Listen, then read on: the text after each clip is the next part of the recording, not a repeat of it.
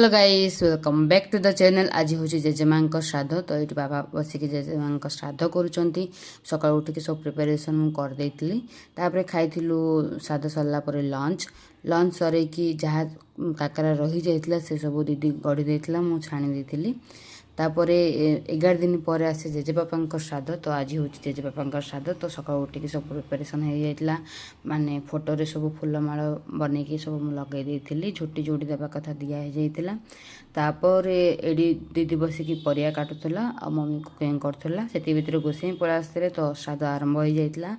श्राद्ध सरईकी जाइथिली मु पुणी थरे किचन को दीदी काकरा सब बनईकी देई देइथिला मते मु सब गोटे गोटे माने जोरा दही बाइगन सबरो परिया छाणीकी आ चिप्स परिया सब छाणी मु प्लेट रेडी कर बाबा को दिया जोड़ा आम दि जाए सेटा सरला आम लंच करूँ समस्त मिसिकी वीडियो आपको केमती लगे कमेंट माध्यम निश्चय जानवे वीडियो को लाइक शेयर और सब्सक्राइब करेंगे फेसबुक और इंस्टाग्राम देखुते फॉलो करेंगे। Bye bye.